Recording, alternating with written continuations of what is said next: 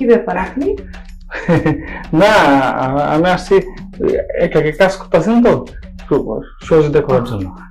আচ্ছা, ওই যে একটু ওই চুলাটা একটু পরিষ্কার করে দিয়ে আর একটু দেখে দেখে আমি এগুলো গুছিয়ে নিছি, সমস্যা নেই। আচ্ছা তা আমি একটু আসতেছি, হ্যাঁ? আচ্ছা, ঠিক আছে ঠিক আছে।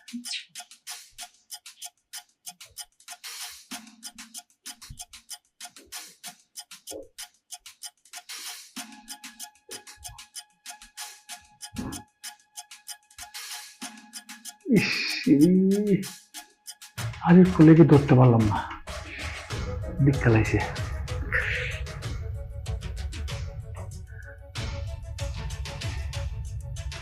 ছোয়া, কি করছো? এই তো কখন আসলা? ঠিক আছে, তুমি ফ্রেশ হয়ে আসো, আমি খাবার দিচ্ছি।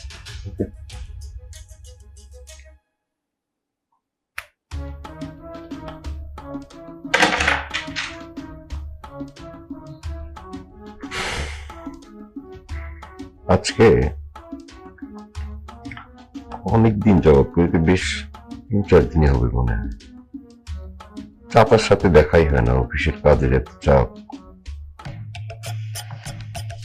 দেখা সাক্ষাৎ হয় না। চাচা কি খেয়েছে? হ্যাঁ, বলে আসছিলাম খাবার খেয়ে নিয়ে। ওনার শরীরটা কি ভালো? দেখলাম তো ভালোই। একটু খেয়ালটা রেখো, কারণ ছোটবেলা থেকে আমাকে কোলে পিঠিয়ে করে মানুষ করেছে। কিন্তু জানো যে আমার বাবা মা কেউ নেই। আমি ওনাকে সবসময় নিজের বাপের মতো শ্রদ্ধা করি। একটু খেয়াল রাখবা। আর হচ্ছে, সে যেন কখনো বুঝতে না পারে সেই বাড়ির চাকর। শ্বশুরের মর্যাদায় দিও, কারণ ছোটবেলা থেকে অনেক কষ্ট করে আমাকে বড় করেছে। তার বাড়িতেই ছিলাম,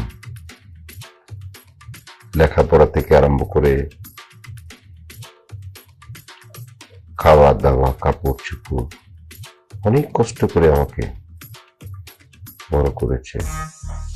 আমি সর্বসময় আমি তাকে বাবার মর্যাদা দিয়ে আসছি। আজকে কিছুদিন হলো এই তাড়াহুড়া করে অফিসে যাই, ঝামেলা, আবার চলে আসি, এসে খাওয়া দাওয়া করে ঘুমিয়ে যাই। আমার সাথে দেখা হয় না, তাই চাচাকে ডাক দিয়ে দেখা করে যেও। না, কালকে তো অফিসে যাবো না, কালকে ডক্টর কাছে যাবো না।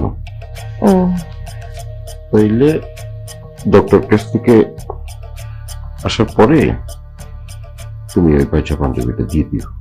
ঠিক আছে। অনেক রাত হয়ে গেছে। হ্যাঁ, ঘুমাবো। ঠিক আছে তাইলে।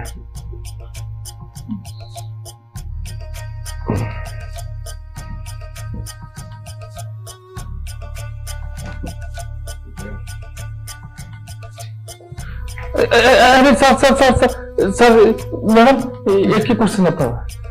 আমি আমাকে সাকত আমাকে সালাম করলেন স্যার। স্যার ম্যাডাম, আমি তো কিছু বুঝলাম না। আমি একটা সাকর, আমি একজন চুরুতলের মানুষ, আমাকে সালাম করলেন স্যার। ম্যাডাম, আমি যেদিন প্রথম এই বাড়িতে বউ হয়ে আসি, সেদিন আপনাকে দেখে আমি আমি আমার বাবার মুখটা আপনার মুখে পেয়েছি। আমি সব সময় আমি আপনাকে বাবা মনে করে আসছি। আমি তো কখনো আপনাকে চাকর মনে করিনি। আর আজকে আমার এই খুশির খবরটা আমার পরিবারের গুরুজনকে দিতে চাই। কি খুশি খবর, আমি কিছু বুঝতেছি না।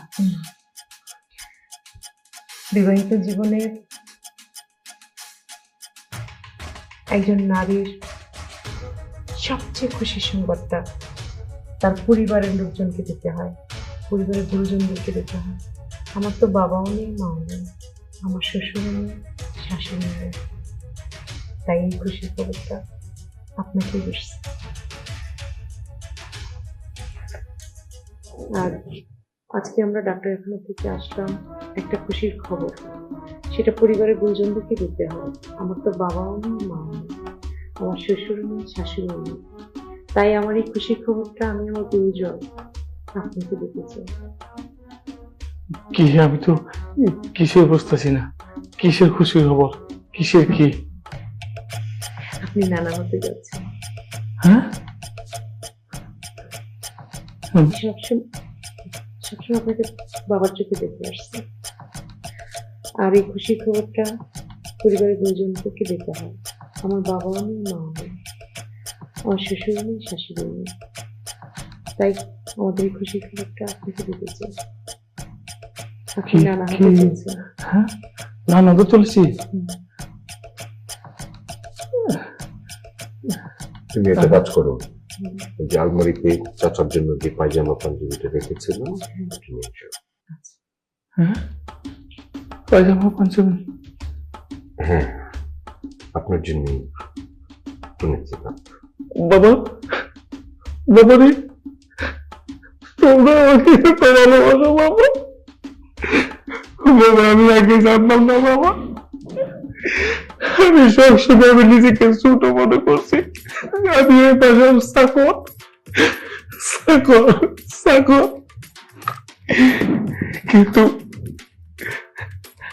তুমি তুমি তোমার স্ত্রী আমাকে বাবার আগ্রহ রাখছো।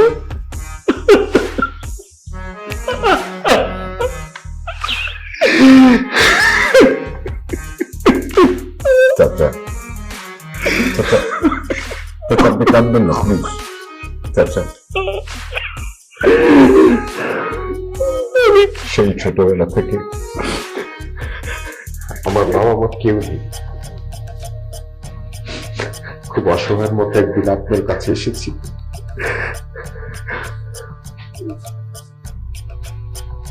সেই ছোট্টটি থেকে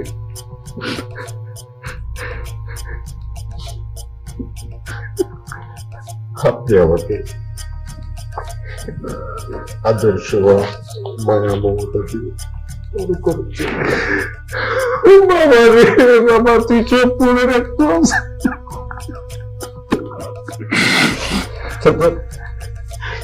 আমি আজও সেগুলো বলিনি, মনের মধ্যে সে আঁকড়ে ধরে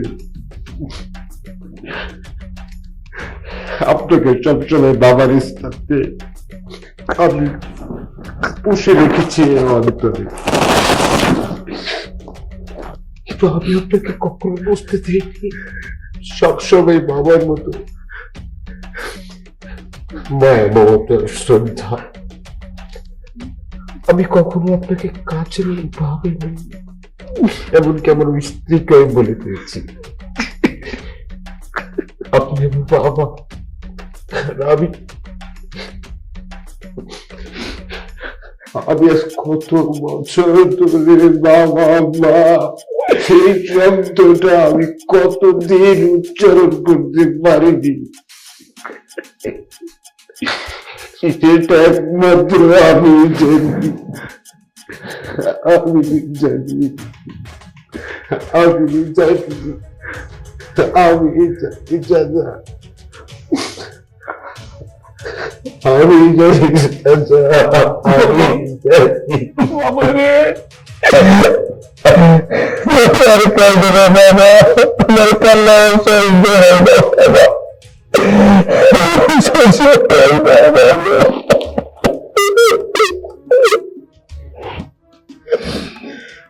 বাজান, আমি তুমি আমার ছেলে, তুমি আমার ছেলে। আমি বুঝতে পারছি, আমি বুঝতে পারছি বাবা।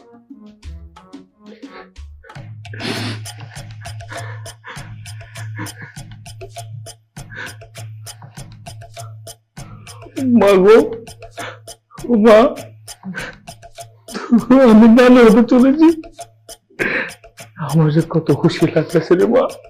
আমি আমি তোমার বোঝাতে পারবো না মা, আমি বোঝাতে পারবো না। আমার জন্য নতুন পাঞ্জাবি, নতুন পায়জামা আমি তোমাকে কি উপহার দেব? আমি ওয়াদারিত আছি, আমি যতদিন বেঁচে থাকবো আমি তোমার দুজনের মাঝখানে বাবা হয়ে বেঁচে থাকবো। শুধু দোয়া করবেন। আপদ বিপদে আমার এই বুকটা পেতে দিব, কোনোদিন তোমাদের উপরে বিপদ আসতে দিব না বাবা।